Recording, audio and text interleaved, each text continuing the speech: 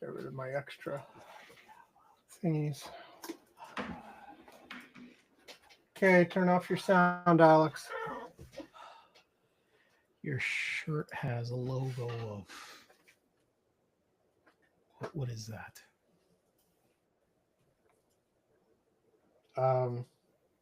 Whatever brand of shirt it is. Is it? Yeah. It's not something from a movie or a TV show? No. It looks like something from a movie or TV show. What is this? It is. Can I read that? No. That looks like... I'll find it. I think you're wrong. No, I am right. It is a generic, like, shirt thing. Yeah. But I got one time when I was like, maybe I'll actually exercise, which of course I've never done. But I am all completely sweaty because I did.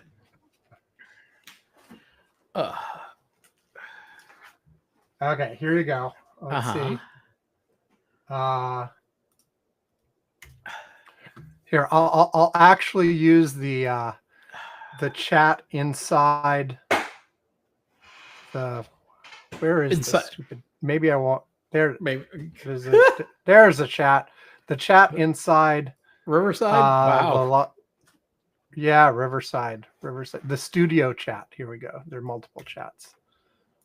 There you go.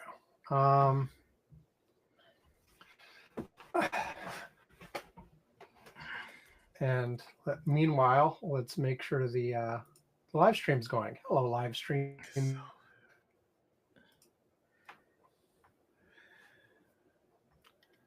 That is going.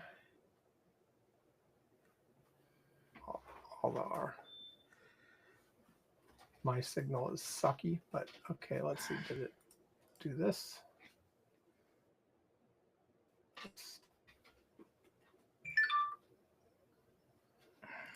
And of course, I was going to do an image search, but as I went to take a screenshot, your image turned completely fuzzy on my end. Yeah, I was noticing that on the YouTube thingy. Maybe it'll get better. Maybe it won't. Who knows? Shall we start? Yeah. Okay. Did you look at the Amazon link I sent? Not yet. Hold on. I was seeing what new came on the Slack. Okay, here we go. All right. Let's see. Oh, of course, it's not clickable. Okay, let's not use this chat ever again. Okay, all right. Stupid thing. I'll do it to you instead. No. I copied and pasted it now. Okay. Nelly's that is the shirt. Men's dry fit mesh athletic shirt. One word that we know that we shouldn't mix together with Sam is the word athletic. I think when I bought these, you were under the delusion. Well, it was May 2018, the last time I bought these. I did buy it a couple times. So I have like 6 of these shirts or something. But I did actually go to the gym like a handful of times. Oh, okay. And then I did. But I have worn them when I was out of regular t-shirts. Ah, I see. So, anyway, shall we go? Yes. Okay, here we go. Blah, blah, blah, blah, blah. Blah, blah, blah, blah, blah, blah, blah. Here it goes.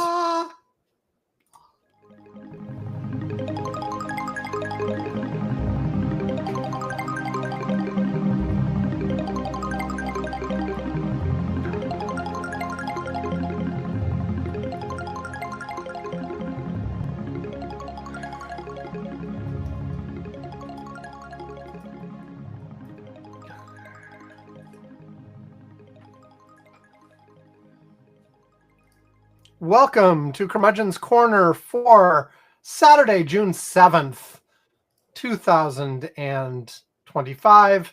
It is 1740 UTC as we're starting to record this show. So here we are. Here we are. Together. Yeah. Again. Together again. Is there a song? Yeah, there is, but I can't come up with it right now. Yeah, I don't know. You know, and everyone should be glad that we can't. So yes. I guess we'll do our usual.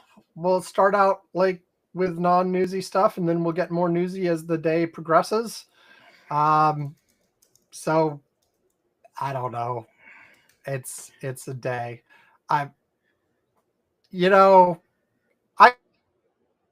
Right now I'd be fine with that. It's just a thing. I mean, nothing's happened this week. Look. Of course, nothing at all. Are we going to go into our usual joke of how nothing has happened when something has happened? Calm and relaxed. I mean, what joke? What are you talking about? But, what happened? I mean, it's one of those standard, substandard weeks. Right. Okay. So, I don't know. Non-newsy stuff. Let me put it this way. Not just this stuff like that happened. Look, I should have known Monday how this week was going to be insane. Okay, because my week started off with insanity. Okay, because I had a business trip. I believe I heard a little bit about this. I dutifully prepared for this business trip. I got to the airport on time. And as I am sitting there waiting to board the flight, I look at my phone, at my emails. I hadn't looked at them because I was taking care of a whole bunch of other things and whatnot. I remember I was like, getting chats about this and that, stuff going on, blah, blah, blah. And I look at my work emails and I see that the people I'm meeting with tomorrow have sent me a thing saying that, we're canceling the meeting. This is as I am at the boarding area for the flight. Okay. And so now I had some other business to tend to, but that was the key part of my trip, okay? But there were other things, okay? So I'm like, look, well, I'm about to board. The other things weren't as cooked as this. This was very important. I'm like, let me just, whatever. We'll go anyway. All right? Our aircraft that is supposed to take us gets there. Okay. And soon after it gets there, a big cluster of thunderstorms rolls in to Miami. Okay. Okay. And yes. I mean, as happens sometimes in that part of the world. You get some passing thunderstorms on a regular basis. This is not the normal one. This was like far heavier, broader, and more intense. As a matter of fact, that system later was seen as possibility for tropical development, like later. Okay, in the week. I remember seeing an NHC map that had like a little yellow blob. Yes, and in that area. Yes, and it was that thunderstorm system. Okay, that developed very swiftly. Okay, and so thunderstorms roll in. A couple of things. What things happen? Number one, all takeoffs and landings were stopped because this was that bad that they had to stop all traffic. Okay. The ramp gets closed, so all the employees have to shelter in place. I mean, you can see the thunder and lightning like rolling in really bad. Okay, so flight's delayed. I've had this happen before. I mean, this has happened. It's caused a delay, and we're usually, on our way late or whatever. So I wait. We wait. Um, One of the annoying things, and I've seen this with other airlines, it's not just American, that the the updates that they put on departure time are not helpful. Okay. Because the system keeps automatically saying, oh, we didn't leave at 2:30. Oh, we'll leave at 2:45. 2:45 for a Oh, no, we'll leave at 3. The computer, no, 3:15. I'm like, look, what do It's you being mean? optimistic, Yvonne. I mean, we haven't even boarded the fucking plane. What the hell? How the fuck are we leaving in 15 minutes? Okay. All right. This is not happening. Okay. In any way, stretch, or form. So, updates keep rolling around. At some point, I'm hungry. Thankfully, right across from the gate, there was a nice restaurant. So I went over to the nice restaurant to have a meal. Okay, got something, whatever. And then as I finish my meal and I walk back to the gate at around 5 o'clock, they canceled the flight. Okay. And this is as I saw people actually in the ramp working because the storms had stopped. Mm-hmm. But they canceled the flight. Now I must admit I had not looked at how bad the situation was in terms of diversions. I realized later that holy shit, I mean, they diverted everything to all the international flights coming from Europe got sent to Orlando. Okay. Mm-hmm. I spoke to someone I know over there that works the airport, and they told me, listen, we got all of a sudden. I had to work she had to work an 18-hour shift, okay, at Orlando because so many flights from Europe that they didn't expect came in that they had to handle all of a sudden, okay? And they sent them to Palm Beach and they sent them to everywhere. And so when they canceled the flight, I'm like, look, my meeting got canceled, okay? My flight gets canceled. So I call, I call our travel agency and I just said, listen, just cancel the hotel. Just don't even try to rebook me. I saw the next flight to San Juan also got canceled.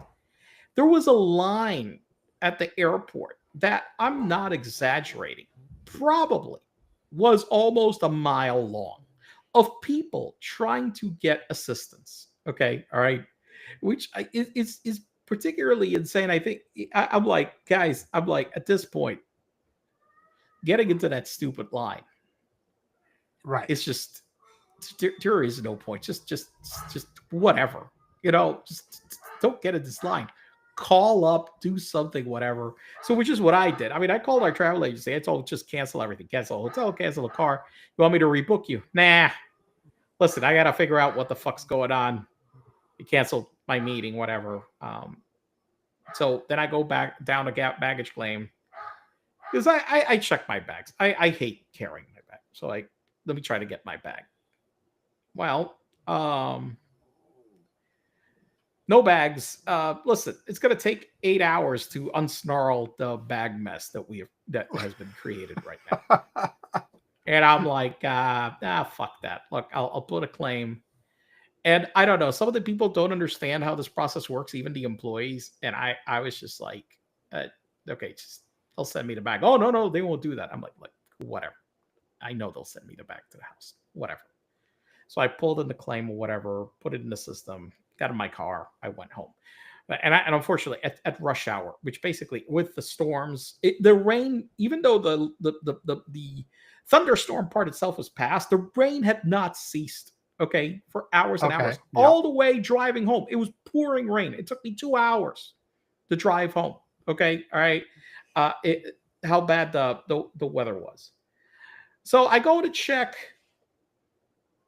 I didn't expect to find out anything about my bag that night. And I'm like, okay, next day, let me see where the hell the bag is. And I could track I could track it with the little tracking number.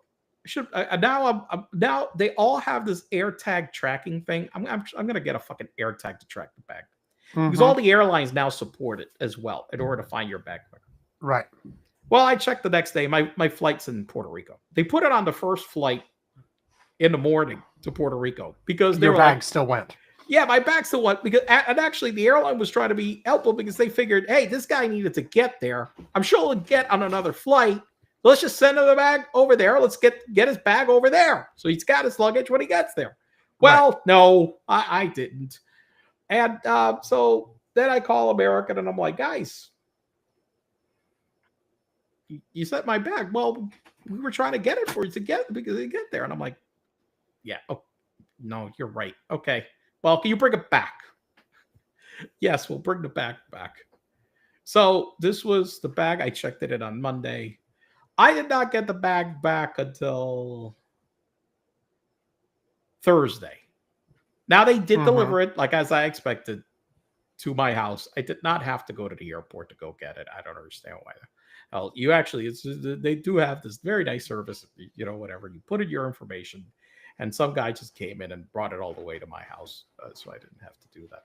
But basically, I should have known as with all the shit that went wrong in the week and a whole bunch of other things at work where all of a sudden we had just things that I had planned in one way and everything went sideways. I'm like, this is just an omen to all how our week as a nation has gone. Oh, yeah, an omen. Yes. Yes. It just, I mean, I don't think that as a country we have ever had a spectacle between our president and a key advisor in the way that it happened this week in public. This has never happened, right? I'm not wrong. I mean, has this ever happened like this with a key advisor? Well, with threats, probably not. Insults and threats, and just. I mean, I mean, vicious attacks, including attacks of accusing the other guy of pedophilia, of participating in a pedophilia ring, which apparently is a thing for Elon. Well, he just said he was in the files. He didn't say in what capacity. Oh, yes. He just meant it in a good way. It was in a positive way. Yes. It's going to come out that he's in the files in a positive way. He was the savior of the children. That's why. Yeah. That's why Elon mentioned him, prominently, of course. He's the savior of the children. Sam, I forgot. Yes. I mean, he's, that's right. He's such a kind man. Yes. So undoubtedly, Trump versus Musk will be one of our main topics as we proceed on this show. I can't imagine avoiding it. It's just that what the fuck? I mean, everything is, Sam, look, if we scripted a movie of this shit, listen, if we had, we've said this before, but even more today, if we had written a script 15 years ago describing this situation for a movie about the presidency, we would have been laughed out of the studio. I say, you guys are out of your minds. It's ridiculous. It's never going to happen. Yes. I mean, we have mocked before sort of how off the rails the later seasons of House of Cards went. Yeah. And we're getting in that zone. Yes. And we certainly are well past like things that happened in West Wing, Oh. Yes. Anyway. So I have one thought that's just a riff off what you said on your travel situation before I get to my movie, which is this. You mentioned your rush hour escape from the airport back home. Yeah. As our loyal listeners know, I have for a long time now, we have been required at my employer to go back into the office 5 days a week. It was 3 days a week for a while. And then now it's 5 days. Let me ask you a question. Have you yes. gotten used to it now? Hell no. No. Okay. Every single time I do it, I'm swearing at myself the whole damn trip back and forth.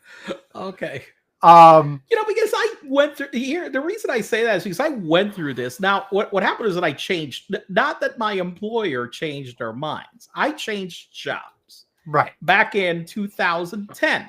And I went from HP, where I worked from home for several years, back to an office environment that not only did I have to go to the office 5 days a week, I had to be there at 8 a.m. Well, thank God I don't have that, at least.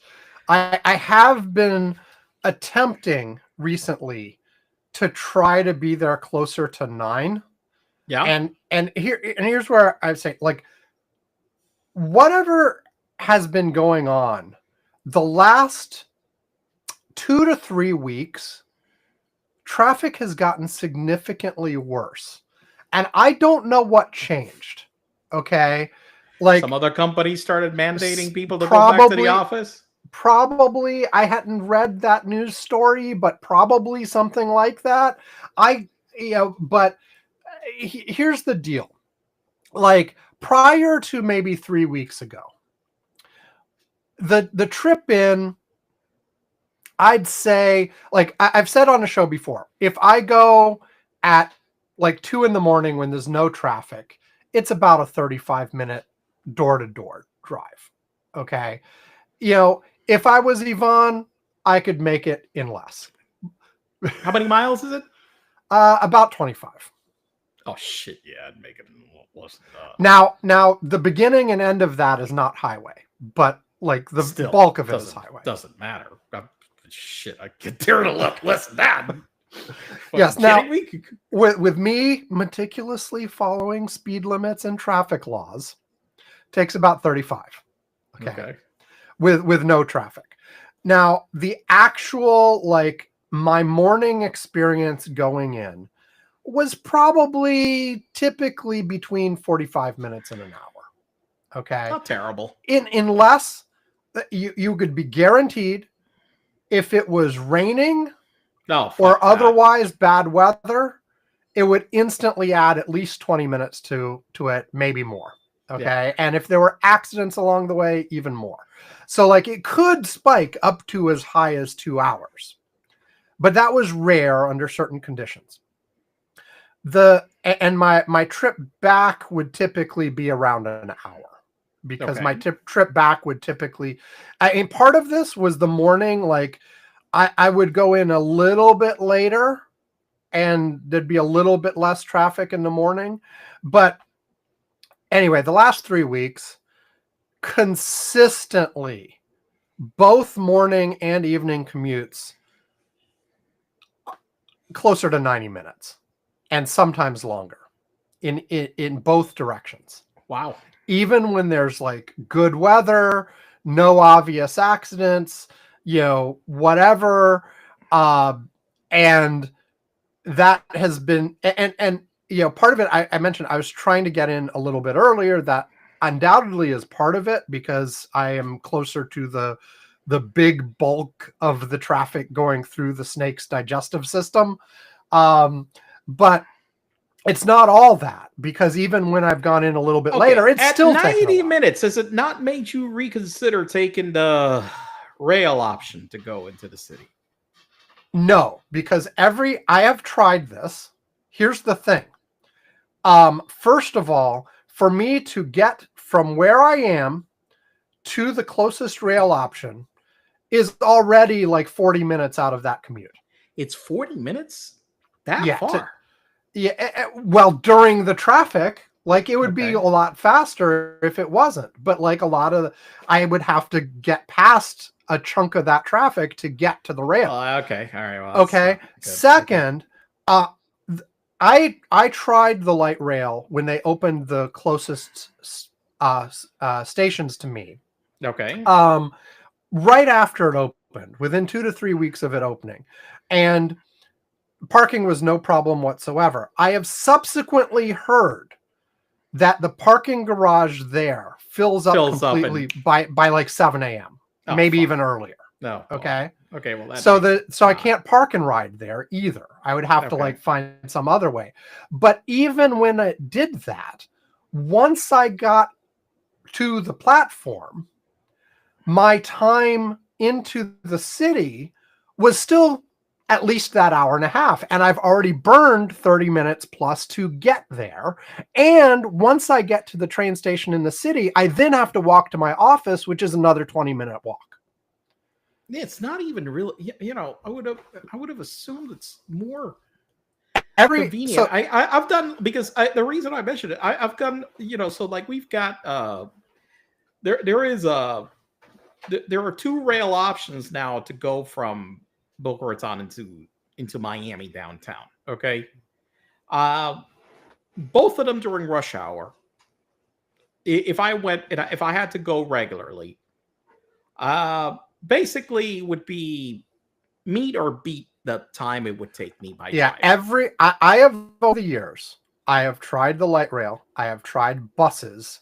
I have tried every combination of the above that I can have figured out. Every time it seems like a new option is available, I have tried it. And the every single one, the door-to-door time is significantly longer than the drive time.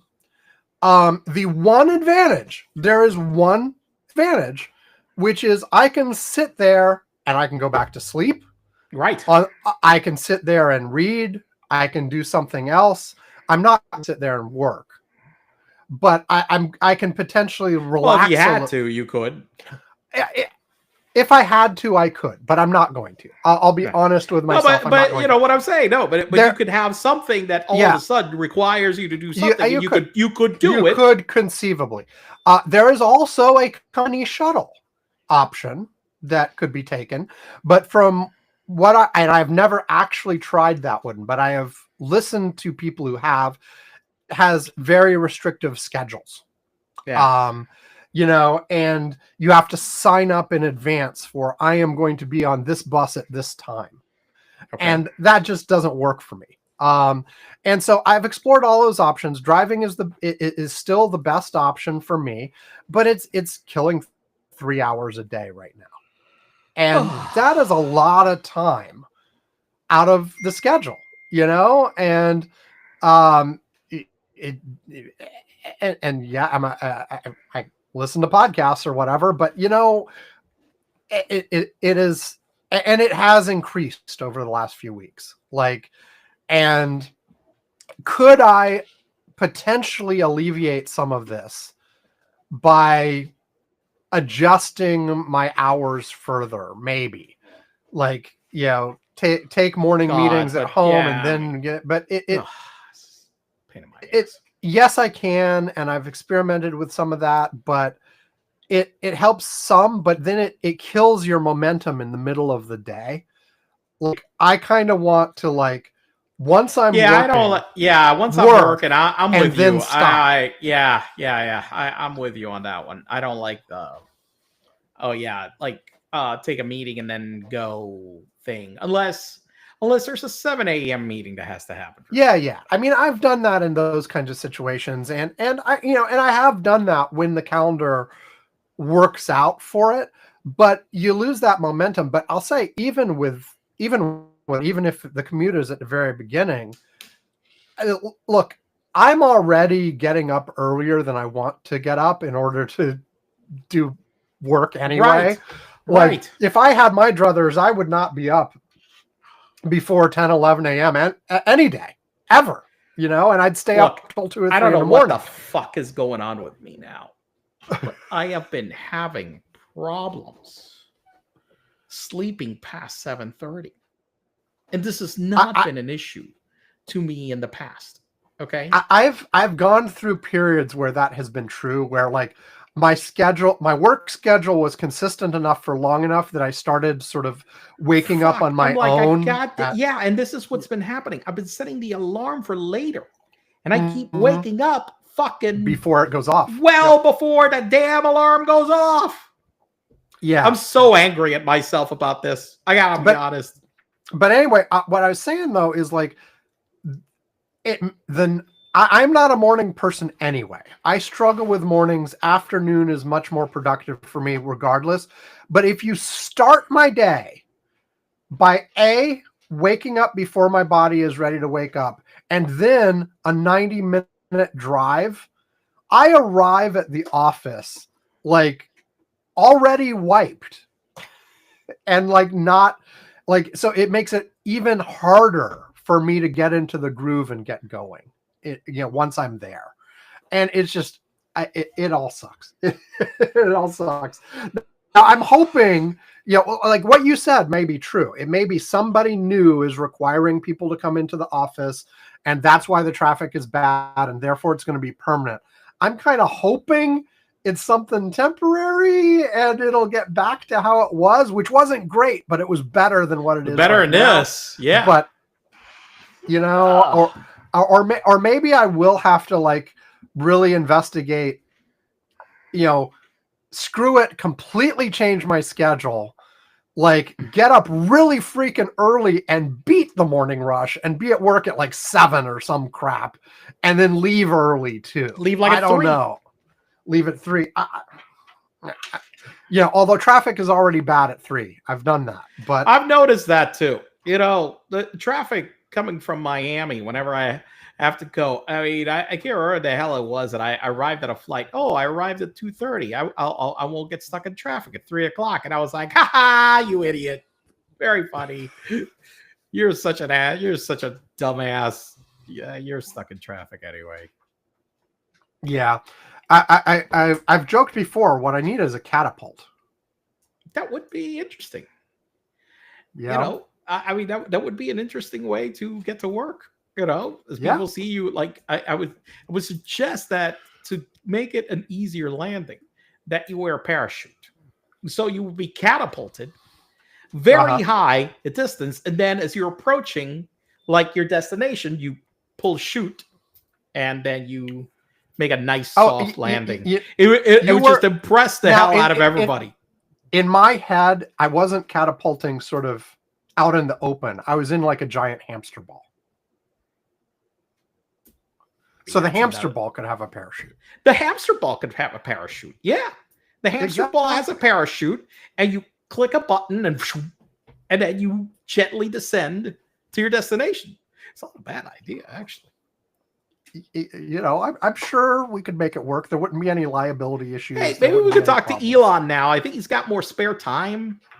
I believe it was just on last week's show that we said we should not dismiss the stupid ideas out of hand. Right. We should go all in. Yes. So catapult-based hamster ball commute. Yes. We will be billionaires. Any day now. Yes. I'm sure everybody will be signing up for this. We'll be mocking all these people that are only centimillionaires, very soon. As I tried to watch another one of these shows about billionaires, like, because I think I mentioned in the Slack that I tried to watch Succession. And Bob Butler, one of our listeners, also said he had the same problem. After watching 3 or 4 shows, I get so sick of these people. I'm just like, I can't watch this fucking show. I fucking want to punch these people in the face. I can't. Fuck them all. I can't. I can't do it. Okay. So they said that they had published this movie on HBO as well called Mountainhead, which is about a set of billionaires and some kind of like it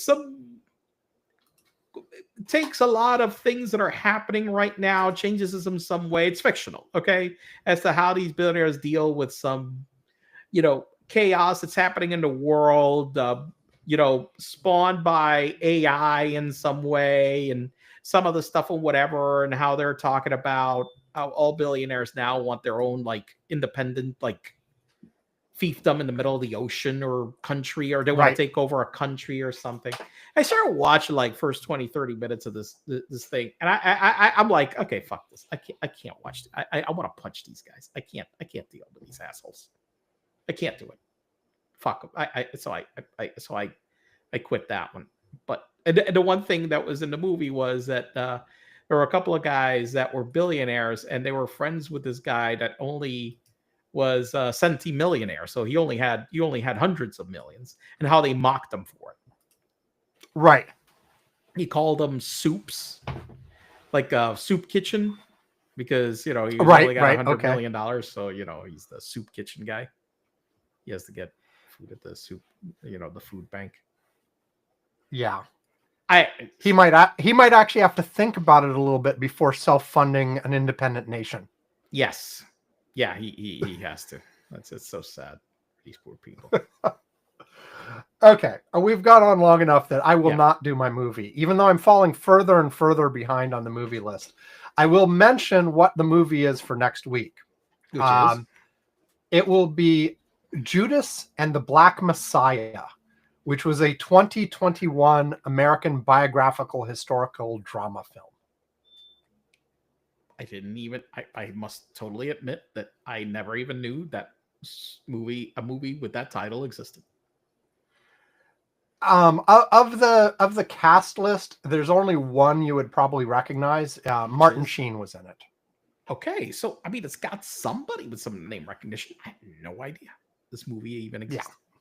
Yeah. But as my pop culture surveys that I've done recently have shown, I know nothing.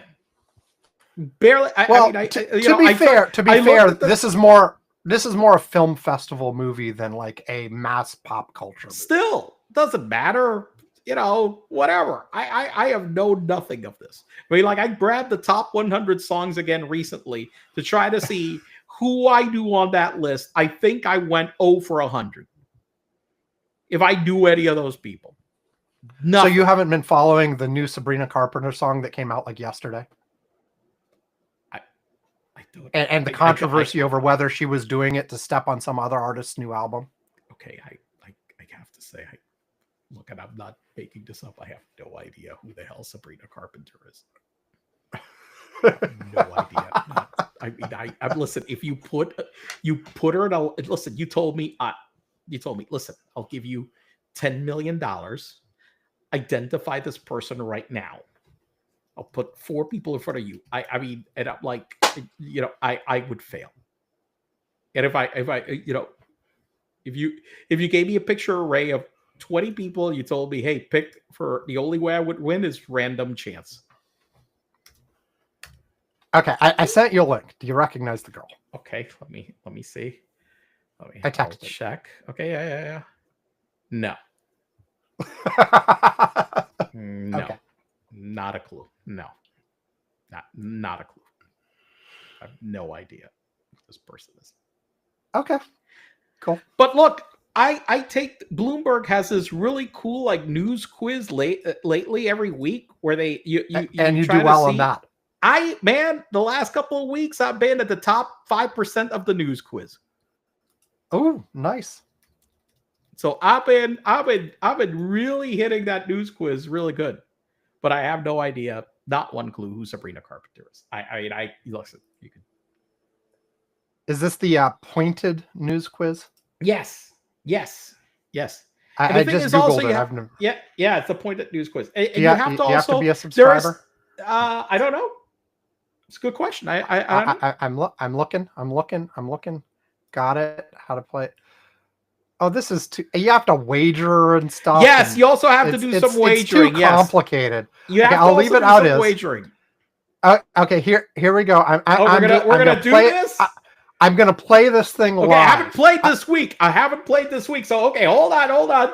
Let me see. Okay, so let me. Okay, so let me. Well, I'm gonna make my wagers. No, you gotta. I just left mine on the default, all even.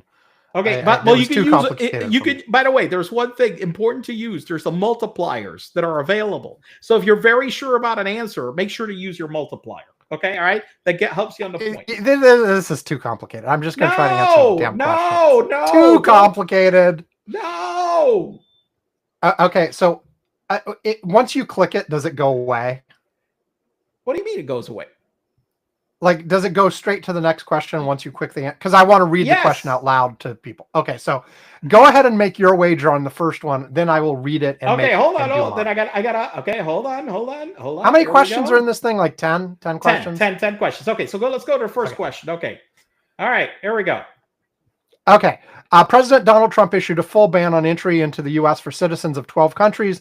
10 of them are in Africa and the Middle East, but which 2 countries are elsewhere?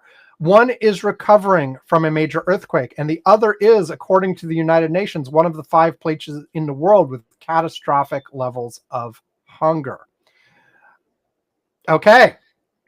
And the choices are A, Laos and Venezuela, B, Myanmar and Haiti, C, Afghanistan and Equatorial Guinea, D, Nicaragua and Ukraine. We shall both make our choices. Have you made your choice? I did. Okay, I'm making my choice. Yeah. I went for the one with Venezuela in it. So what? Already. Because Venezuela was... You failed that one. Is Myanmar and Haiti? What the hell? What? You already? For the love of... Well, my first instinct was the Afghanistan one before I read the question. Earthquake! The Myanmar earthquake! Remember that we pulled out the fucking relief workers? No. Fuck! 69% of people got it right, so I suck. Okay. Yes! Next. Layup. What, your wagers, blah, blah, blah. Okay. Geert Wilders, a far-right lawmaker, pulled his Freedom Party Party out of his nation's four... You know the answer to this question. Out of his 4-party... ruling coalition. Have you made yours? Okay. The choices are Poland, Germany, the Netherlands, or Denmark. Shit, I'm not sure. Okay, I kept thinking this was about the Polish election, and it's not. But based on that name, I'm going to make a choice. I think I know which one it is. You ready? Ready. Made your choice? Okay, all right, made my choice. Netherlands. Yeah, it's the Netherlands. Yes. Okay. Next. Yeah, but with a name like Geert Wilders, that is such a Dutch name. You know, that was a giveaway, just the Dutch name. I didn't realize that happened. In the Netherlands. Okay.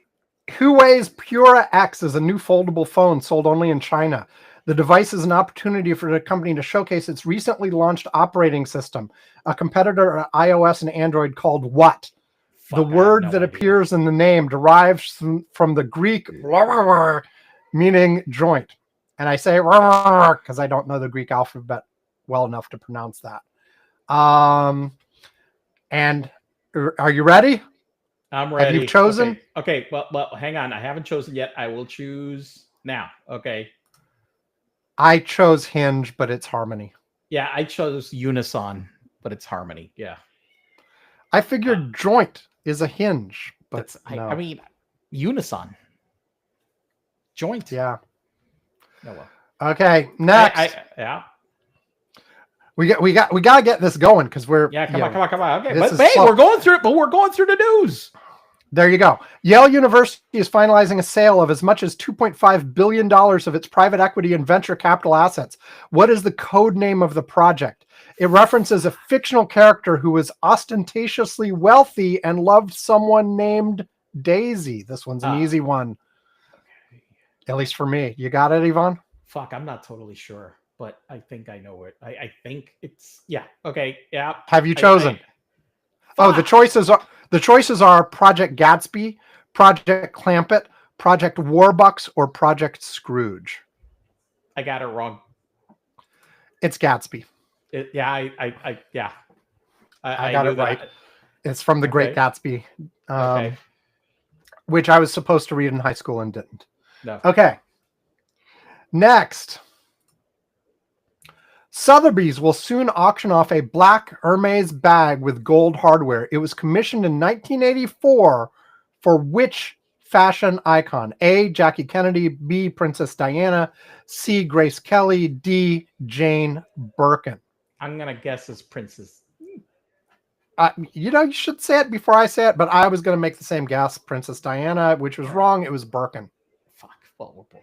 Okay, well, I that's one that I put down to 5 points because I knew I had no idea what the. I did know the Birkin was a kind of bag, and No, I know thought the about Birkin's that back, for a but I didn't second. know who the fuck they made it for. I have no idea. The hell am I supposed to know? Okay. The newly elected president of a certain country said his first task would be to avoid imposing martial law again. Okay, I know which one. Which country is it? The Philippines, South Korea, Thailand, or Malaysia? Okay. Okay, I'm ready. You ready? 1, 2, 3. South Korea. Yes. Yes. Next. Taylor Swift acquired the rights to her first 6 albums from a private equity firm. In her announcement, Swift wrote, "This was a business deal to them, but I really felt like they saw it for what it was for me. My first tattoo might just be a huge blank in the middle of my forehead. Which symbol, both the name and the logo of the firm, fills the blank?" Fuck. Okay. I don't know. I know this. Okay. You do? Pick one. Pick one. Okay, I picked one. No. Okay, the choices are Anchor, Cerebus, Shamrock, or Scooter. I am picking Shamrock, and I am right. Yes, you're right. Did you get it wrong? No, I got it wrong. Man, this is the worst I've done at this thing in the last 3 weeks. This is ridiculous. Okay, well, here we go. I started out missing a few I should have gotten. Okay, Carol Naraki, a nationalist backed by Trump, won a presidential election in a European country. After the victory, the president-elect said, "We will not allow blank to hold all the power and have a monopoly of evil power that does not care about public finances." The name of which prime minister who wields the majority of the political influence in Narwaki's country fills the blank? A. Nikusar Dan. B. Alexander Lukashenko. C. Donald Tusk. D. Viktor Orban. Well, I know it's not C and D, but I'm not sure. You know, you shouldn't give me hints before I've chosen. Fuck. Okay. I'm gonna make a choice. I'm making a choice. I'm going for A. It was Donald Tusk. It was one of the ones you said it wasn't. What? How could it be Donald Tusk? Okay. Did Prime Minister? I was gonna pick Tusk until you said something, and then I was like, Tusk was a fake fucking character from goddamn House of Cards. Next. Okay. Sanofi agreed to buy a U.S. biopharma group for at least $9.1 billion. What type of drawing made with ferric ferrocyanide appears in the name of the company? Jesus Christ. What we obviously have paid no attention to the news this week with Elon and Donald going at it. Okay. I have no idea what the fuck this is. I'm going to take a guess at one of these, but I have no idea. I'm going now, and I am picking. Oh, the choices were tattoo, stipple, lithograph, and blueprint. By the way, all right, I'm going to make a choice. Okay, no, and I got that one wrong too. I picked lithograph because I thought blueprint was too obvious, and also ferric would be reddish, not blue. We're not doing well. We're doing terrible. After 16 years, comedian Mark Maron's pioneering podcast that helped define the medium is coming to an end. Which abbreviation is used in the title of the show? WTF, TTYL, OMG, or TLDR? I have no idea either. This one's an easy one. It's WTF. Done. Okay. Okay. Oh, I shouldn't have said that before you indicated you had chosen. That's the one I was going to choose, but you know. Okay, so we did poorly. See results. Actually, you know what? Many people did poorly this week. My final score was 0. Okay, my final score was 32.5. I scored better than 38% of the other players. So this was not a colossal total failure, but this is about the worst I've done in this quiz in the last few weeks. Okay. Well, we have wasted a good deal of time on that. I could have done my movie. We covered a lot of the news. There, a lot of the news that we probably would not have talked about otherwise, to be fair. These are things that we would not have talked about, and so we just covered it. So there you go. Yes, there you go. Okay, let's take a break, and then I guess we'll probably just start off on Musk versus Trump. Everyone's eager. Yes. Yeah, everyone's eager. Okay, here we go. Here's a break. Breaky. Do. This podcast is sponsored by AlexEmzilla.com. Alex Emzilla is great. It's on YouTube, and it has lots of fun videos. Alex Emzilla is awesome and great. I love his videos, and they are obviously better than Curmudgeon's Corner. Well, they're funnier. They're more interesting. And frankly, he seems at least a little smarter than either of the hosts of Curmudgeon's Corner. Honestly, it's ridiculous how endlessly talented and phenomenal Alex Emzilla is. That's how great his YouTube channel is. AlexEmzilla.com. Yes. Do. Okay. Very exciting. I will note that we have had a viewer on our live stream for the most of the show so far, but it was my son Alex on logged in as me on like my iPad or something. And so he's been commenting things like, "Oh no, that's unfortunate," and a frowny face on things we were saying earlier in the show. There you go. Yeah. Perfect. And it shows up as comments from me because he was logged in as me. But what You're upset at yourself. I am. Anyway, there was one brief moment with two people watching, but that didn't last very long. Anyway. So, Elon and Donald having a good old time this week. They are just they're getting along really well. I think that they are. It's just amazing how you see titans of industry in our nation, our world, getting along in such a great way publicly, with the leaders, the president of our nation, solving through the nation's problems. Sam, it's wonderful to see. It's amazing. And also the respect that our president showed to the visiting chancellor of Germany. It's just so great, as he was asking him whether he was disappointed that that the Nazis were defeated. Right. Yes. He couldn't possibly understand why that wouldn't be a sad thing for the German chancellor. Jesus Christ.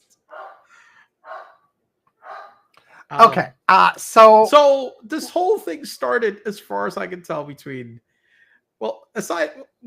if you go through the background story, there was obviously a lot of tension simmering. Yeah, as we talked about last week, the fact that Elon was leaving was not exactly unwelcome for the rest of the Trump team.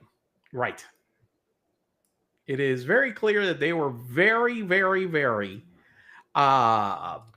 just ready for him to be gone. Great for him to be gone. There is this guy who has come to the fore as apparently one of the key guys that was driving this, and one of the biggest things that he pushed against was the nomination of the NASA administrator. Okay. Yes. All of a sudden, right after the farewell meeting at the White House, the guy who was Elon's guy to head NASA was withdrawn. Jared Isaacman was the guy that was nominated there.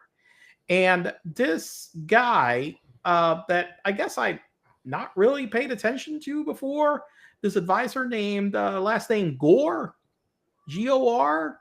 Oh, not Al Gore. Not G-O-R, not G-O-R-E, okay? He apparently, Sergio Gore, okay? Okay, yep. Sergio apparently had a very close relationship with Trump, and it seemed to have been rooted from right after January 6th, where he apparently was a guy that helped them publish books and many books from allies of Trump after that. So he was very he seemed to have been a key supporter of Trump right at the moment when a lot of people seem to have walked away from him. Okay. It says here that he co-founded Winning Team Publishing with Donald Trump Jr. The imprint publishes books by Trump and his allies and put much needed cash in Trump's pocket during his isolation after the January 6th riot at the Capitol. So this guy was very close in with him. He was a frequent guest at Mar-a-Lago. He was a Trump fundraiser in the PAC. And this guy despised Elon. And he was very hell-bent against Isaacman, in large part because there were records to show that this guy was a big Democratic donor. Jared Isaacman, okay? Okay, yeah. He had been a very big Democratic donor, okay? By the way, Donald Trump also was, but okay, let's not get into those details. But, there's something that's happened with a lot of these people with money. But so he was as a big Democratic donor, and he was coming up to Trump and saying, get this guy out. Yeah. But wait, because this is, by the way, they're saying that this is the biggest root of how this tension started, okay? Gore was the one that was going to Trump and basically just saying, you need to get rid of Isaacman. You need to get rid of Isaacman. And he kept showing him how he had donated to the Democrats. And he kept showing him that and that and that. And by the way, so this got to, and in the meeting that happened at the White House, where we heard that Marco Rubio had gone toe-to-toe with Musk, it went unreported that this guy also did. Big time, okay? And so that went unreported. So the role that this guy had in terms of fomenting this Musk-Trump schism was far more significant than was previously known, okay? And so, look, to Elon Musk, what the fuck could be more important than having the NASA administrator be a key ally of his? Given the if you look at his holdings right now, number one holding that he has is SpaceX. Okay? The value, his net worth depends a lot more on SpaceX than it does on Tesla stock, according to reports that I've seen. So all of a sudden, this guy yanking that guy out was a brutal blow.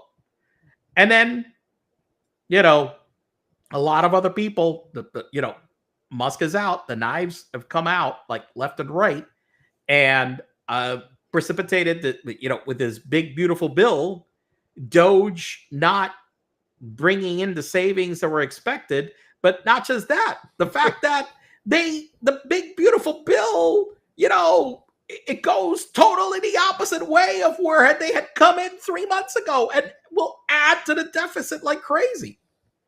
And so, Elon just started railing into this. Although Republicans, by the way, are still denying that and saying the CBO is full of it. It's not accurate. Ignore them. Whatever. Growth. Whatever. Whatever. Right. That was the same bullshit that they said back when they passed the last tax cut in 2018, and the deficit went through the roof. Right. Because the CBO is full of shit. But so and this started, but it escalated quite quickly. I understand that. By the way, Trump fired all the Doge people. He cleared them all out. As of yesterday, I hadn't heard that. Is that new today? No, that was yesterday. Yesterday, Trump ordered everybody a Doge. Fired. Everybody. Oh. All of them. Okay. I hadn't seen that yet. Yeah. I shared that on the Slack. Let me find it. But there was a story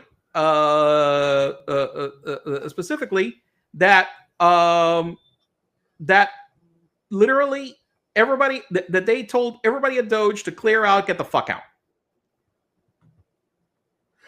What I saw is that they had cleared out their desks in anticipation of that, but that it hadn't actually happened yet. No. What I got is that there was an order that they got there and saw that their desks had been cleared out. So I guess we've got conflicting reports on that, but I gotta find. Fuck. Jesus Christ, so much shit. Brett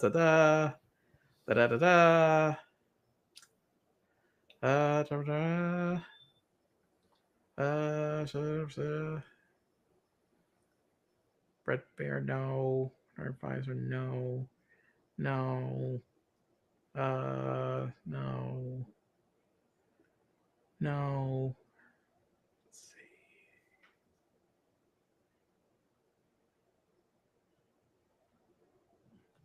Okay. Well, I can't find it right now. Okay. I cannot find it right now, but I had one report that I got that basically they had told everybody to clear out. Okay. Okay. And look, it would not be surprising. Right. That was a retaliation that was said to have happened now yesterday. So, and I will say conflicting reports, like you said, because I have also heard that. Oh, here it is. It's a Midas Touch reported it. Doge staffers also had their desks cleaned out and packed last night in case they were all fired by Trump. In case they were all fired by Trump. Okay, so I misread that. You read that correctly. I just got the Doge HQ. Okay, I'm the last man here. The place cleared out as a precaution. Okay. Right. Because I have also read that many of these are still in place and actually still taking action as of yesterday. And even with Elon gone, the team he put in place but that's all still bullshit going forward, but under somebody else. Yeah, but that's all bullshit. All the agencies are now rebelling to this. As a matter of fact, there was a story yes, they can now push back more effectively. But it's not just push back. They're actively undoing a whole bunch of the things that were done. There was a story. Yes, they were rehiring people because they fired too many people. They were rehiring people at agencies across the board where they had been fired. That they just realized that we just can't continue without them, and they were actively hiring them all back. Aside from, there was a bill that's advancing in Congress, like right now, with bipartisan support also, to restore all the cuts that were made to the Weather Service. Right. Okay.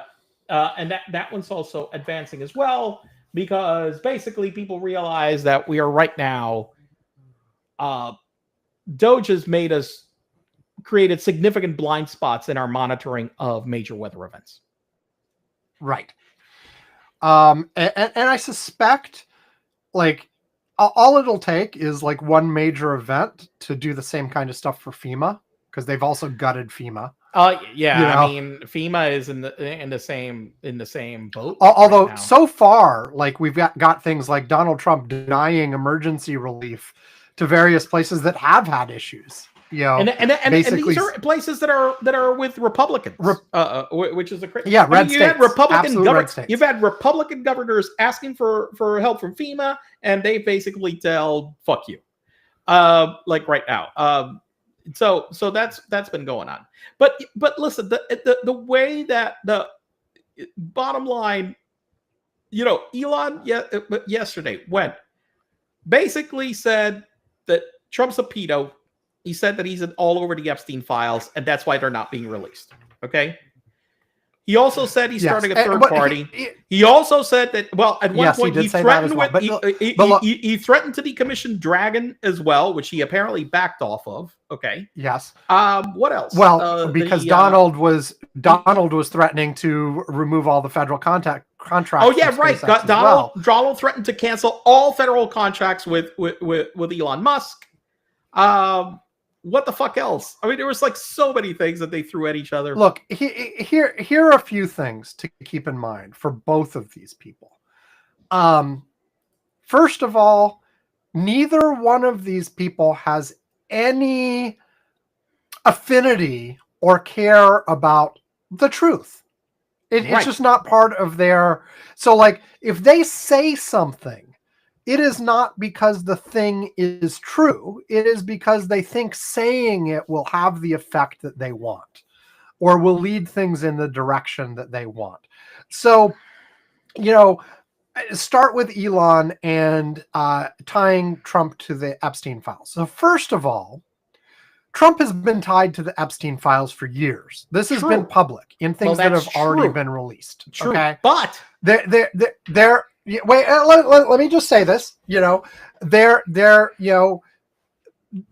There's video of him and Epstein together. There's video of him talking about Epstein's predilection for young girls. All of this exists. All of this has been out there for years. It's known that he'd made trips to Stupid Island or whatever. All of this is out there.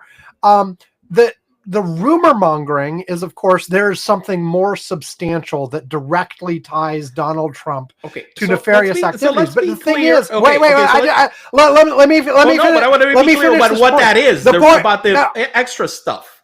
The extra stuff that's been talked about, and that there was controversy yesterday because Kash Patel went on Rogan and said one thing, and Pam Bondi said something different. Yeah. It's about videos, specifically about videos with underage girls and who the hell's appearing in them. Kash Patel said, "Oh no, there's no such videos that are bad." Pam Bondi said, "Well, we can't release these videos because they show all these underage girls, and we don't want to victimize them again." Yes. So the point I was making about Musk is that the fact that he tweeted that does not indicate that he actually knows anything one way or the other. True. Like maybe he does, maybe he doesn't. Maybe he doesn't. It just indicates that he thinks saying that would have an effect. Like now the truth of what may or may not exist is an entirely separate question. I'm just saying that to Elon Musk, that's irrelevant. What's relevant is that saying that would have an impact. Here is the thing, right?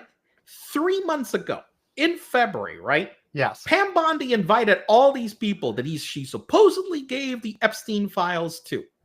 And what did she hand them? You remember? Okay, I remember. No, empty binders. And they marched out of the White House with these binders that had nothing in them. Nothing. Then you get this report that the New York office, I think I can't remember which agency. I can't remember it was attorney. Yeah, it was the Attorney General. Basically had an entire crew of people scouring through these files. Okay, scouring and scouring and scouring to supposedly to redact, to do whatever in order to publish the files.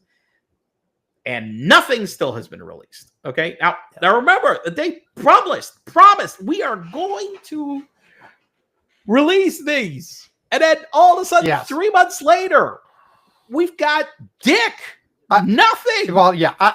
And I will also remind people of the lawsuit that was about to go forward right before the 2016 election with the person who claims that Donald Trump and Epstein did something with her when she was 13. Right. And that was quashed. That's probably another one of these catch and kill things. Yeah. That was withdrawn like weeks before the election.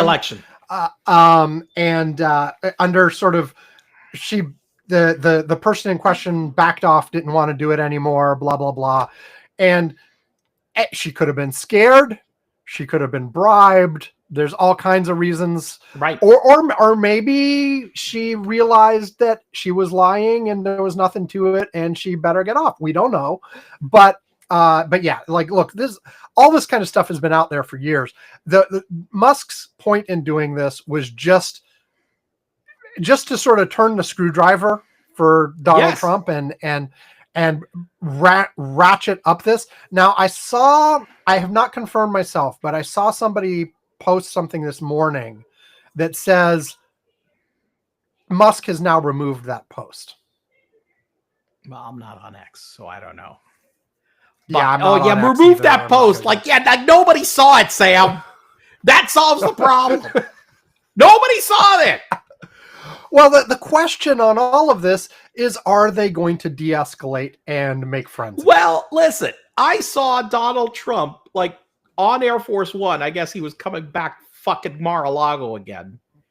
Basically saying something like he refused to engage reporters' questions about the TIF and kept saying, "Oh, I wish him well. Oh, I wish him well." Right. Whereas 24 hours previously, I'm fucking canceling all of you. Go fuck yourself. Fuck you. And all of a sudden, I wish him well. And he'd been going through the rounds, calling every cable news like anchor he could think of to trash Musk.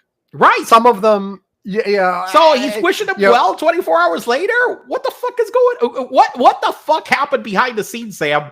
That is bizarre. There are a couple things that I think. First of all, I think Musk was hoping that a significant portion of sort of the MAGA base would take his side. And it looks like that portion is relatively small. Like, all of the congressional Republicans are like, yeah, we hope this goes away, but if push comes to shove, we're on Trump. We're on Team Trump. There was a poll that came out that showed like Musk's support was relatively small amongst Republicans. It was like Republicans, the poll, but this poll seemed to have not been like yesterday or this week. Okay. I understood it was a flash poll. Check. Let me see. Let me double check. I thought it was done Friday. I'm looking it up right now. The number that came up was 6%. Okay, according to this, versus 71 for Trump and 12, which basically neither. Yesterday at 10:12 a.m. Let me double check to make sure that this poll was there.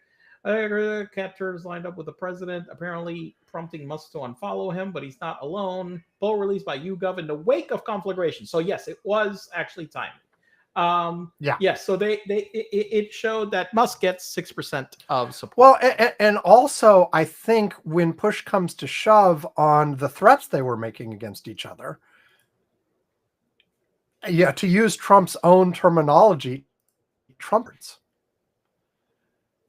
Trump has more leverage against Musk than the other way around. Oh, totally. Because Trump has the force of the federal government. But here's the thing that Musk created for himself. Okay. But look, I will point out just for the record that many of the things Trump and Trump's team are threatening are questionably legal and would undoubtedly end up for years in court. But we know this administration doesn't care about that. Right. So it wouldn't matter. So like we've got the threat of the unilateral cancellation of all the SpaceX contracts. Okay. Well, these are contracts. They have been signed. There are provisions in them for how and where you cancel. There's also federal government regulations on how things have to follow processes and can't just be arbitrary decisions by the president.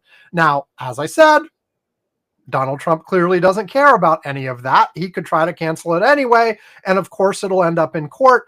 But the point is, he could cause extreme disruption right now. We've also got a number of Trump's advisors saying, hey, you should investigate Elon Musk's initial visa into the United States, right? And whether whether there were irregularities into him overstaying the visa or lying on the visa or anything else like that. Because while citizenship, that would be great. Yeah, because while he is a naturalized citizenship now, if it turned out that was predicated on fraud, you can revoke his citizenship and deport him.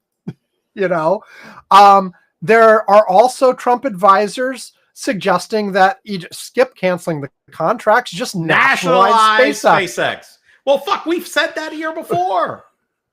I hate agreeing with any of these assholes. But again, questionable legality. Although for the nationalizing SpaceX, there is apparently, and people were talking about this earlier in the Ukraine war, there are laws where the president can basically take U.S. manufacturing capability that is significant to national security and take over in one way or another, or at least mandate what it does. A news story in the Washington Post. Okay, all right. Yes. Summarizing some of the stuff that's been going on. Summarizing some, because I mentioned a lot of things that Musk said about Trump. Trump said, rattled in the wake of Elon Musk public attacks. This is inside the battles that shattered Trump and Musk's alliance. Okay, it's a news story there.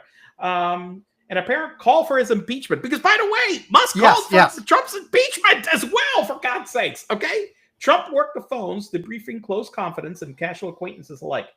His former ally was a big-time drug addict, he called them. Trump said at one point, as he tried to make sense of Musk's behavior, according to a person with knowledge of the call, who likes other interviews for his story on the condition of anonymity. But he called him a fucking big-time drug addict. And by the way, Trump we talked about the New York Times article from last week. Yeah, but Trump has a big issue with addiction. Okay, his brother, yes, because of his brother. His brother died, with a huge alcohol addiction. It's the reason why Trump doesn't drink. So this for him isn't some, it's something that is it's actually personal to him. Yes, totally. Okay. Well, almost everything is personal to Donald Trump. That's how he lives his life. But this specifically, he cares about this issue because of the personal experience in his family. Yes. So,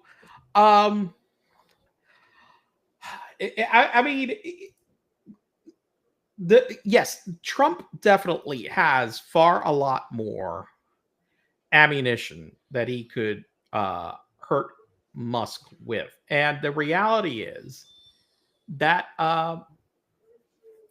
even if he can't cancel immediately, look, SpaceX Musk can make some noise on X. Musk could make some mischief with SpaceX, but if he does, the feds have all kinds of ways to retaliate and deal with that. Well, let me give you one example right now. Look, let me tell you something. You've had all these Starship launches that have been chaotic, okay? That all of a sudden, with what he did going into the administration, he had basically, despite the fact... He killed the investigations of those and killed any... there was movement to further regulate, and those died, but they can come back. Take a wild guess. You think that now, after he called for his impeachment and whatever, do you think that these people are going to back off on him? I'll tell you something. I'm going to say this right now. I bet you there isn't another Starship launch anytime soon. They're going to stop him from launches now. They're going to say, "Fuck you, no. You've blown up 5 of these. We need to do a thorough investigation." I could easily see that. I mean, honestly, that's the prudent thing to do anyway. That would have been the prudent thing to do, but the point is that they had... wouldn't have if he was still in the good graces of the administration. Exactly. They would have just gone full speed ahead. Yeah. Or let SpaceX do whatever they wanted to. Look, this is why I think you're going to get some sort of truce, but it'll be a truce under... It will be Trump winning this debate. Listen. Or at the very least, like, this truce may be just Elon decides to be quiet for a while. Rather, because he realizes he's lost. Yeah. You're right. I mean, I don't see... The problem that Musk has right now is that there is no winning scenario here in any direction. Here's the fucking problem that Musk's got. The people that used to be his biggest supporters in the past, where all these people that were all in on him because, hey, electric cars, solar power, you're helping the future, blah, blah, blah. And he those don't sound to like all MAGAs. those people. Exactly. And he went and gave the middle finger to all those fucking people across the world. Okay? He gave them the fucking middle finger to back this shit. Now, as everybody that goes and tries to make a deal with Donald winds up getting fucked, as I totally expected and predicted, okay? He was going to get fucked. Almost everybody did. It wasn't your unique prediction. No. The question was what the time frame would be. Like no, but I did give it 90 days. Okay, I said I know you were right on. There were a few people that gave it like short time frames. I believe on our prediction show, you said like around this time. I said I thought he would make it to the second half of the year. He almost did, but not quite.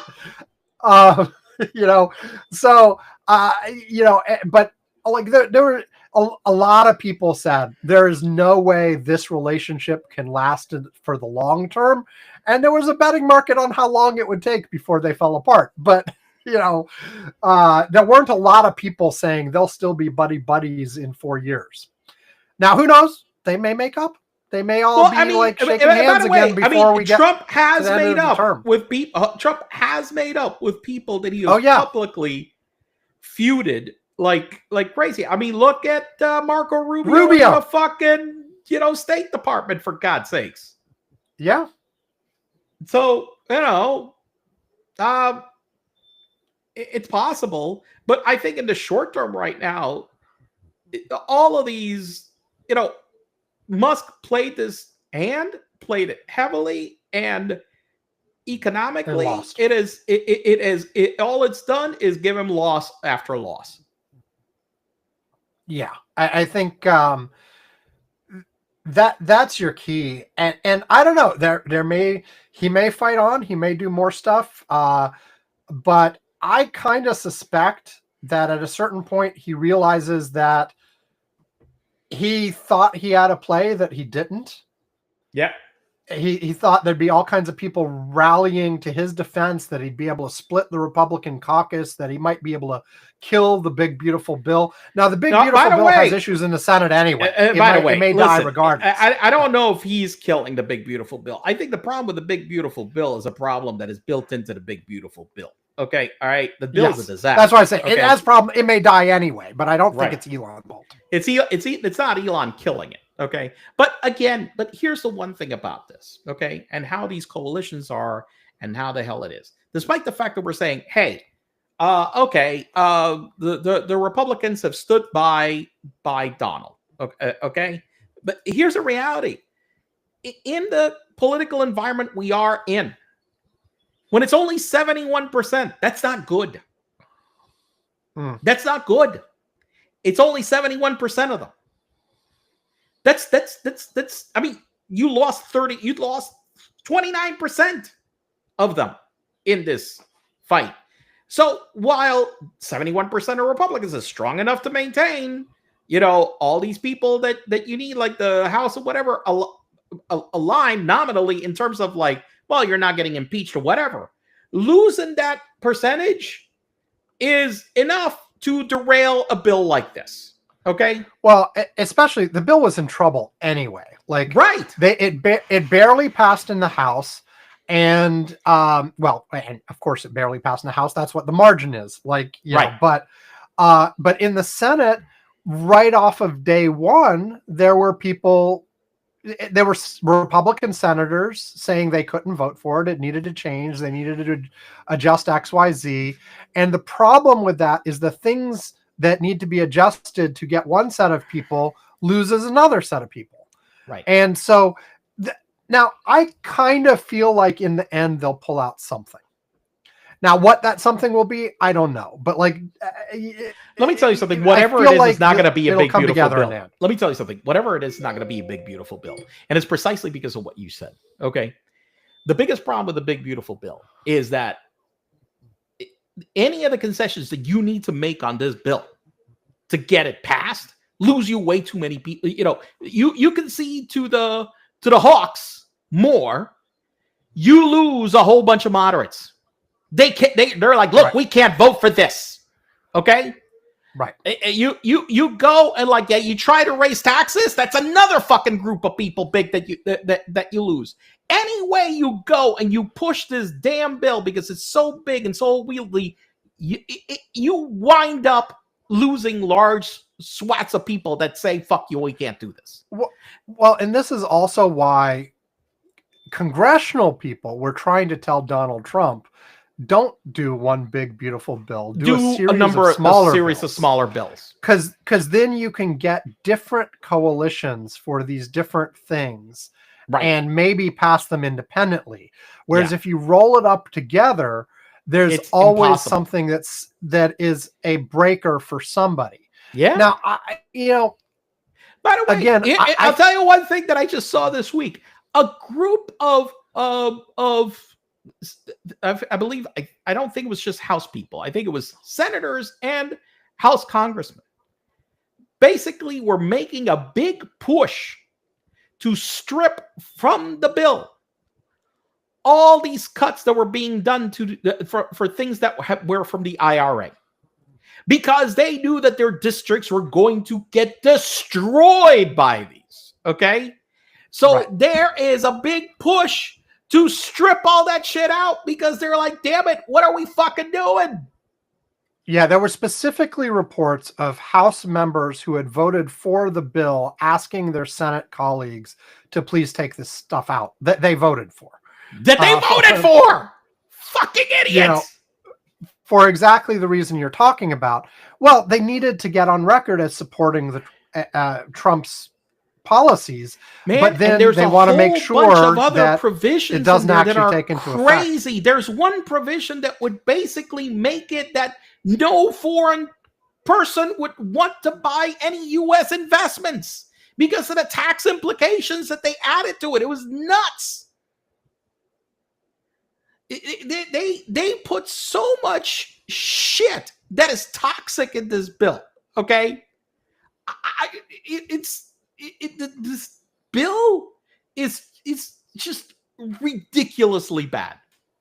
And, the funny thing is when you get somebody, of course, not surprising, like Marjorie Taylor Greene saying, oh, this thing was in there. And then she says, I never saw that. I'm like, so you didn't read the bill?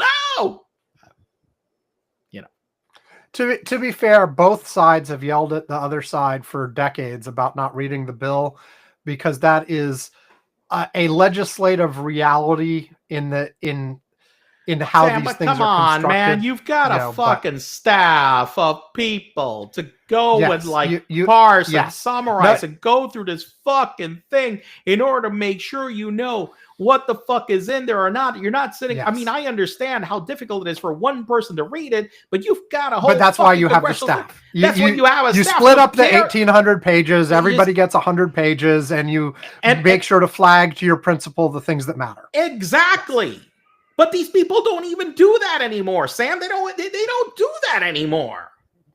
Well, I would also say that some of them, but I would also say there's an issue that I don't necessarily believe the protestations that they didn't know. I'm sure in some cases they don't know. I'm sure in some cases they actually didn't know, because Marjorie Taylor Greene is an idiot. Right. And so I'm sure she didn't. Okay. Yeah. But I'm sure there are plenty of other people who protest. Oh, I had no idea. Oh, and they knew. Yeah. No. I'm with you. No, I'm with you. Yeah. But I mean, just like all of these Congress people who are like, oh, did Donald Trump tweet something? I had no idea. Like, well, he didn't tweet something. Truth. Truth. Well, now he truths it, but like, well, let's call it a tweet anyway, because not even what is something that you post on X supposed to be called? A shit? Yes. I don't know. Sounds perfect to me. No, but yeah, that was another interesting part of this whole thing is like people were talking about how they were going at each other on their respective social media platforms, because you have the two billionaires each with their own captured social media platform. God, so That stupid. that undoubtedly are rigged to boost their own posts, etc. No way. Nah, come on. Nah, it wouldn't happen. Elon would never do that. Donald would never do that. Yeah, no, Never. No. But okay, here, one more Elon related thing. Before we take a break and move on, and I don't even know what else. Like, we'll see about the last segment, but there was a lot of reaction and then counter reaction to a certain group of, I'm going to say Democrats, but it also included never Trumpers and such, to this whole feud, going, enemy of my enemy is my friend. Let's figure out how to make nice with Elon and bring him back into the fold and figure out how to use him. On video, I am showing me like giving both my middle fingers to this idea. I mean, fuck Elon. I don't care. I mean, well, listen, I hated Elon before he tied himself to MAGA. So I hated him as a MAGA. I still hate him now. Fuck him. And look, here's the thing. It is one thing to cheer on and say, hey, it's great that they're fighting amongst themselves. Yeah. Sure. Yeah. Stand back and let them do it. Yes. It is quite another thing to say, oh, okay, in that case, let's work with Elon and see how we can make it so that he will like us and support us instead. And I think this ties to the more general, that there's been a more general debate amongst Democrats that we've touched on here before about whether the right way forward is to try to change Democratic positions to try to convert marginal Trump voters and try to bring back the white middle class, blah, blah, blah, blah, blah. Like, let's listen, the problem let's is throw the trans people under the bus. Let's moderate on immigration. I said before, the problem with all of these is it's not the Democratic positions. The problem is that the Democrats never had an effective way of how to counter the straw man that Republicans made. Because when the Republicans went anti-trans, what the Democrats did and mostly did was nothing. They didn't say they said we're trans, but they didn't go and combat the misinformation that they were giving on all of this. Instead of like going, I'm like, oh my God, women's sports are being invaded by men. You should have gone and had an ad that said, guys, they're talking about 5 athletes out of 80,000. Okay, because that's the reality. This isn't real. Okay, this isn't true. Well, and how they just ignored it. The same thing with abortion rights. We've had. But yeah, again, we've they had go, oh, the Democrats are pro-abortion. And they're like, no, idiots, we're not pro-abortion. We're pro-women's rights. But they don't scream it at the top of the lungs to oppose this misinformation. And so the problem again is not the positions. The problem is that the Democrats sit there and like, you know what? Oh, we're going to pass a great bill, okay? We're going to do this, and we're going to legislate, and we're going to do this or whatever. And, with this wonky bill, which, by the way, has many benefits, it's going to be great. But the reality is that, unfortunately, the human reality is that most people don't see that shit. That is the real shit that actually helps them live their lives, that is done behind the scenes. They don't really have the appreciation for it.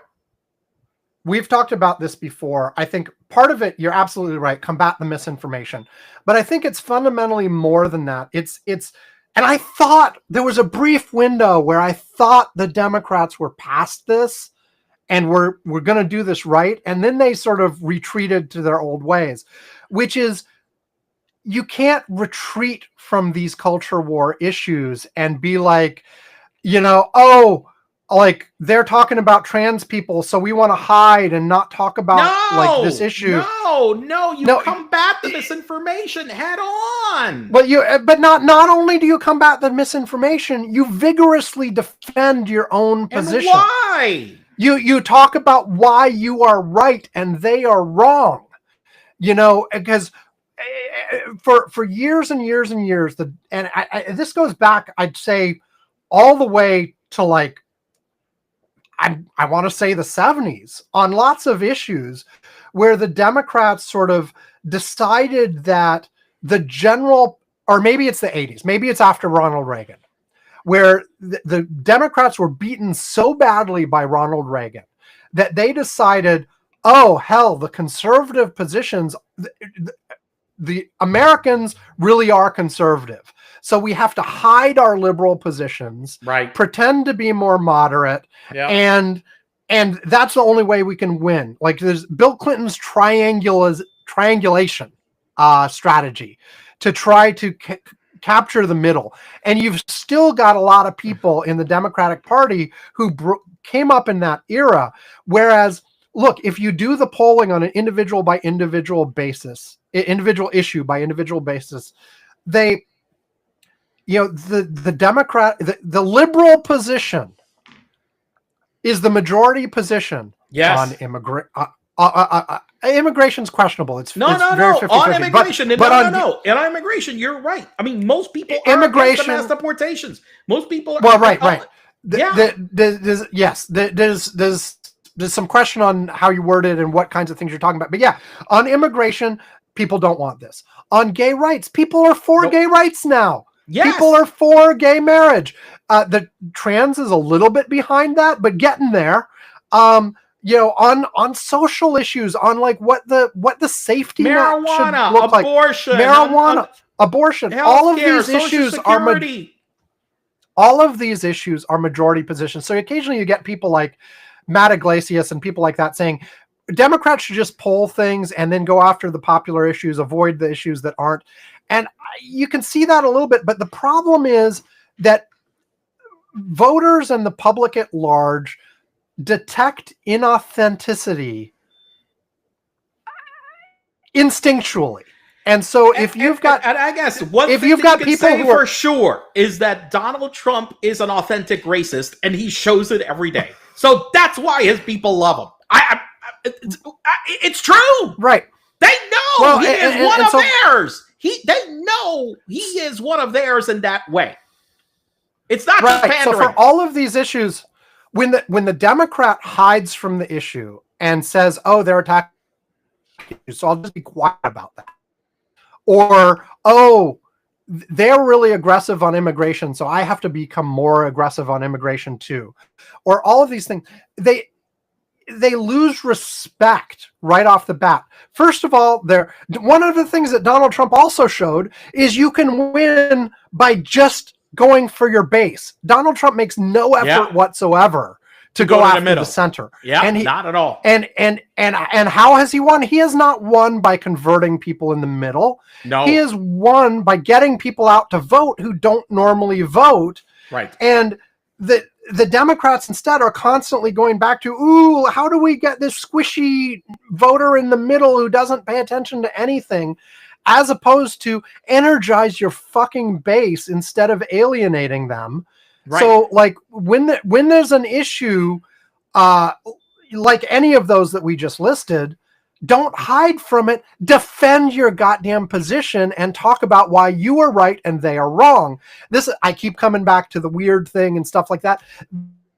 Was working for the short period of time the Harris folks were using it, because it's like, no, we're not the ones that are out of the mainstream. They're the ones that are out of the mainstream. Yeah, they're the ones that are weird. They are the ones who like are advocating for cruel and unusual things that nobody supports. Yes. That strategy was working. Now, on the other hand, with this Elon thing, you all of a sudden get all these people saying, ooh, what can we do to change our positions to get Elon solidly on our side? Because that would help so much. Oh, fucking idiots, I swear No, no. Rule number 1, tell Elon to go fuck himself. And if you forget, rule number 2, if you forget about that, please go back and read rule number 1. That's it. Yes. And and the Democrats also have to be willing to alienate some supporters. Also, like, if Listen, here's the one thing. 15 years ago, the Bernie Sanders approach was not the right approach. Okay? But right now it is. When Obama won, it wasn't. But right now, that's the approach we need. It needs to be combative. It can't be appeasing. It has to be aggressive. Period. And part of that is having the 100% loss of all the governmental institutions. When you are like, you don't have you don't have the House, you don't have the Senate, you don't have the presidency, you don't have the courts.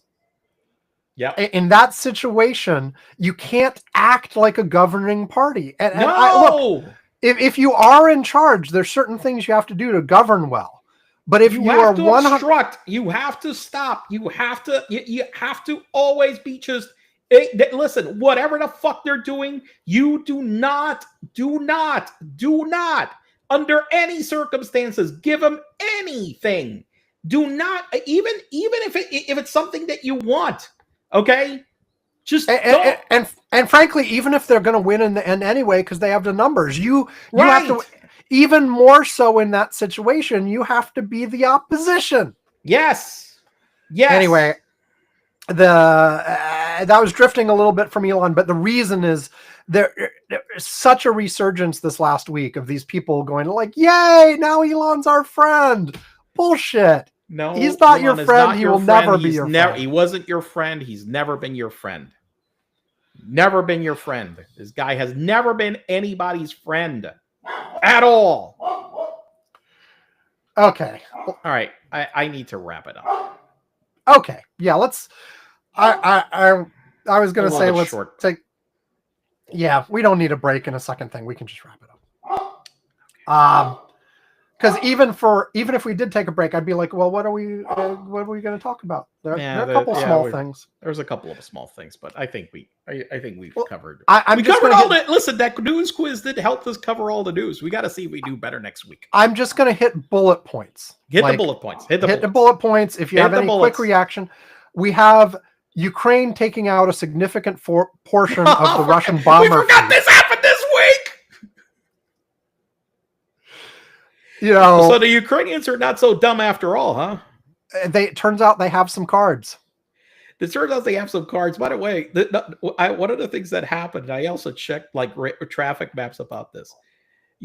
Russian traffic is in a complete snarl, like crazy, because they're checking all the trucks now. Every fucking truck everywhere now is getting checked. Because what happened? The Ukrainians loaded up some trucks full of drones and they hired Russian truckers.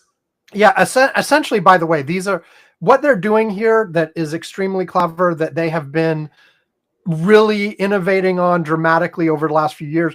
They essentially take commercial drones and modify them to weaponize them. Right. So we're talking about like drones that are on the order of $1,500 to $2,000 a pop, as opposed to like, these mega drones. Like a Reaper or something. Right. I was going to say Rapier. No, Reaper. Yeah, Reaper. That costs like billions of dollars or however the hell much they cost. Well, they're not billions, but they're expensive. They're way trillions. Yes, as our Secretary of Education said this week. Yes. She's anyway, $1.5 trillion out of education. Anyway, these are relatively inexpensive drones, and the ones they use for this are sort of on the high end of what they're using in the field all over Ukraine as well. But they modify these things. They put weapons on them. Whatever they put a whole bunch of them in specially modified trucks. They hired Russian truckers to transport them that had no idea what they were transporting them. And then they had them leave them like a couple miles from military bases and then remote control, launch all the drones, blow up a whole bunch of planes. They take off from close enough that there's not a lot of time to respond. And boom. And people have pointed out the biggest issue Russia has right now. They can't replace those planes. Yeah. They have no way of replacing those planes. At least on any term of reasonable time frame. Yeah. Yes. Right. Yeah. Actually, they don't have they don't have factories that are churning them out. They can't just it would take like years. Yes, years and years. Years and years. Yeah. So anyway, Ukraine did this, and people are talking about how, look, the whole world has to adapt to this new reality of how things work, because defenses were set up against, like, you're sending fighters F-15s and bombers from another country, right. and you see them on radar, and you set up your counterfighters, and you use anti-aircraft guns and blah, blah, blah, blah, blah. None of that works against small drones launched from... works. I know that the Navy has been adapting because they've been getting hit by drones at sea. They've had them, and there are certain weapon systems that were designed for. There are ways to adapt. The point is that you have to adapt. You have to adapt. Yes. You cannot depend. The old way of doing things is dead. So there are certain systems that are being adapted in order to be able to. And another thing is that in the past, many times when you detected things like this, and this is something that's happened to that, you considered that, oh, that's noise. We're just not, we're not paying attention to that. Now you can't say that's noise. Now you got to go and, like, your sensors, your whatever that you're using, you got to, like, no, that's not noise anymore. Well, and your decision making process, because instead of having 20 minutes notice or something, you might have 20 seconds to decide. Yeah. So okay, we got Ukraine. We got the new travel ban. We did have a question on that. We did have a question on the travel ban, and we answered it. You answered it incorrectly. I did. I was wrong. Donald has instigated a new investigation of Biden's use of auto pen. Uh-huh. Yep. There was an escalation in ICE versus anti-ICE protesters in LA, like last night. In a lot of places, actually, but yeah, in LA, but it got biggest in LA yesterday. There were, but it's been growing over the last few weeks anyway, where there have been groups that have come out to try to get in the way of ICE when they're doing enforcement actions, and there are starting to be conflicts between. Listen, I have said, and we talked about non-aggressive Democrats not being aggressive. If I'm the mayor, I'm the governor of the state. I'm like, right now, my thing is right now, I'm looking out for human rights. I'm looking for violations of due process by ICE, and I'm starting to arrest ICE agents. You're not following due process.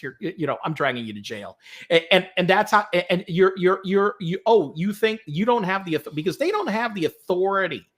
They don't listen. I know by law, because this is a question that came to an issue in Puerto Rico. They don't have the authority to question U.S. citizens. Right. You don't have it. So there was a thing that for years they tried to do when you exited Puerto Rico, where they kept asking people whether you were a U.S. citizen or not, and they were taking people who refused to answer the question and bringing them in for questioning. That went to the courts. The courts determined, you know what? ICE agents don't have that right. Immigration agents do not have that right. And the problem right now is that we're letting them get away with way too much. There are also a lot of situations where they are relying on people not knowing that for certain things they are actually required to have warrants. Right. And so, like, people can say, no, I'm not letting you in unless you show me a warrant or whatever. Show me a warrant or whatever. You've got no right to come in here, period.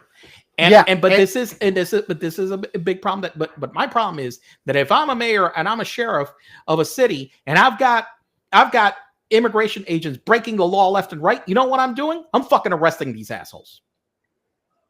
That's what I would be doing.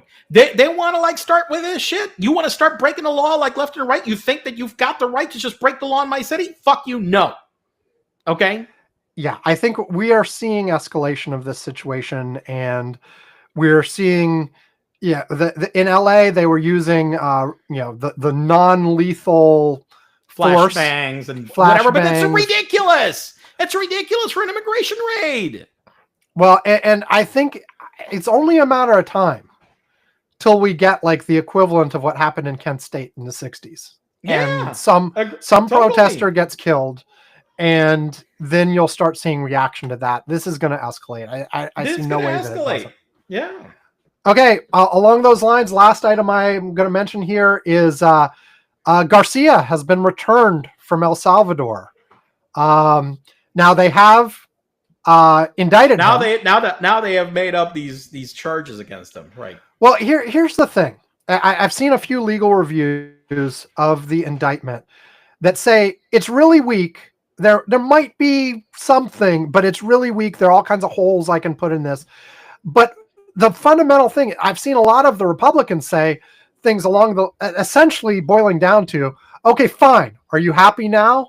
And the answer is, well, kinda, because now he will go through the proper process. You say Right. you have charges against him. Bring him We with were charges. We were never saying necessarily that this guy was pure as the driven but snow. By the way, there is He something might that be. no. Here's something. Okay, listen. Yes. There is significant evidence that the U.S. attorney for Tennessee resigned the moment Yes, that he was coming yes. back, and the main Because reason this behind the was background he said political. is because he basically said that this entire charge is made up. Is and bullshit.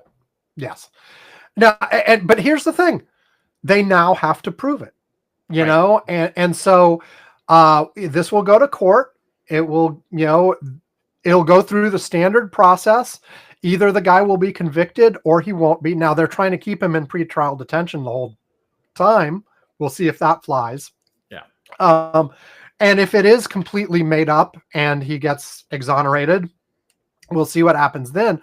I mean, the guy shouldn't have, assuming this stuff is fairly flimsy, then he shouldn't be going through any of this at all. Correct. Of course.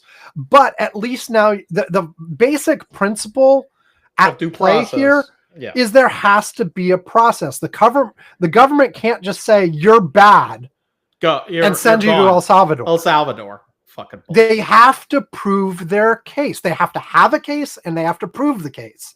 Correct. And, and we'll see what happens in this case. But that's the important principle. And so many people on the MAGA side are like, well, that's bullshit. He's a bad guy. He shouldn't have due process. But the problem is, if you don't have that, has due process. Assholes. if you don't have that process for everyone, then there's nothing stopping you from abusing that power for everyone. Right. And whether or not this individual guy is guilty or not is not actually the point. Now, if they're completely railroading an innocent man, there should be consequences for that. There may or may not actually be in the end. But even if he let's say he turns out to be guilty, he did all the stuff they said. Well, you still need to prove it. And that's what they're doing now. Okay, that was the last thing I had. All right. So we're done. We're done. Okay, everybody. Curmudgeon-corner.com. You can find our archives. You can find all the ways to contact us. You can find transcripts. You can find the pot of gold at the end of the rainbow. You can find all the good stuff you could possibly want. Right, Yvonne? Absolutely. Everything. Everything. The whole time. Everything. Everything. Yes. Yes. And if you don't find if you don't find any of that on curmudgeon-corner.com, that is your fault. It is not ours. It's your problem. That's your problem. Sorry, but do better, please. Anyway, one of the things is a link to our Patreon where you can give us money. We would like more money. And at various levels, we'll send you a postcard. We'll send you a mug, blah, blah, blah. I still owe postcards. Sorry. I wrote them. I just haven't sent them to Yvonne to send to whatever. I'll get to it eventually.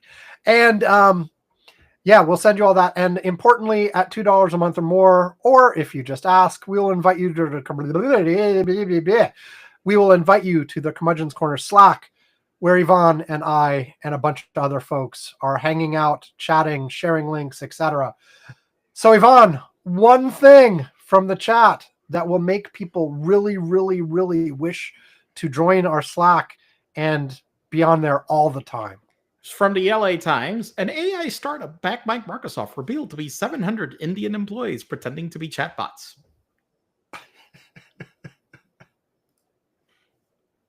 Is that a problem, Yvonne?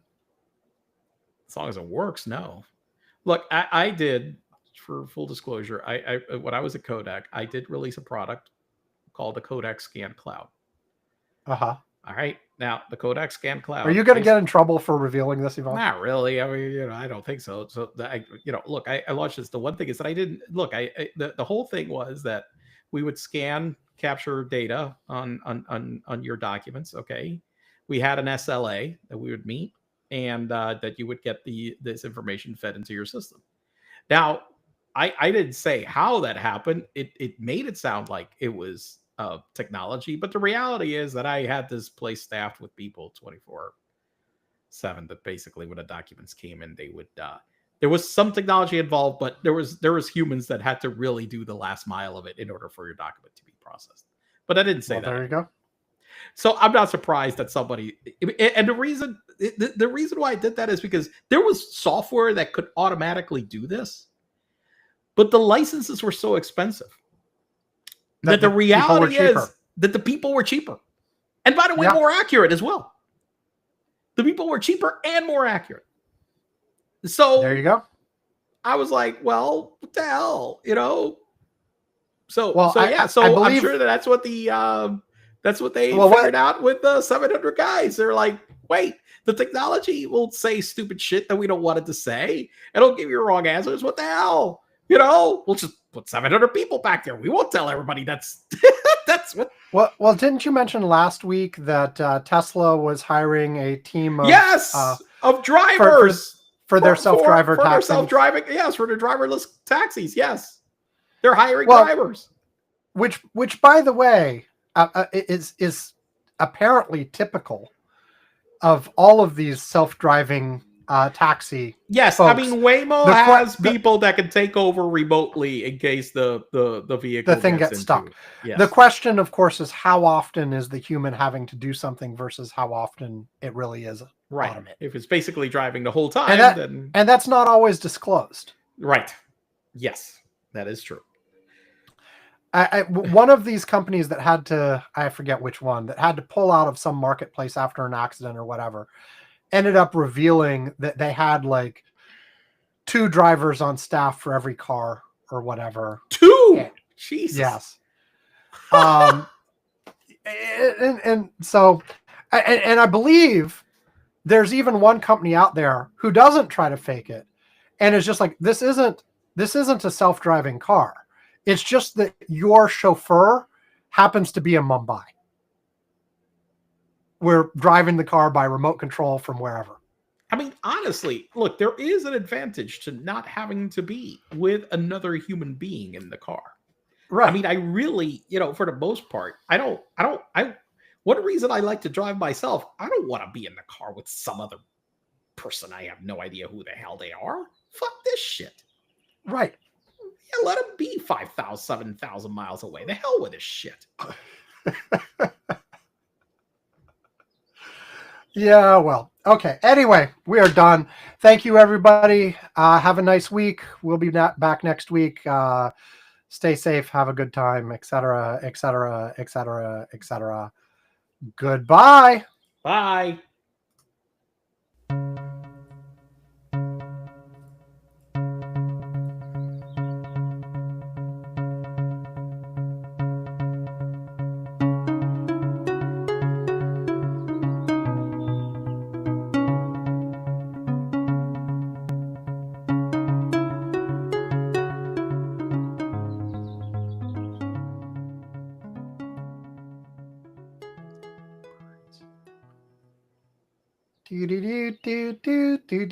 Okay, later, Yvonne. Have a good weekend. All right, let's do this.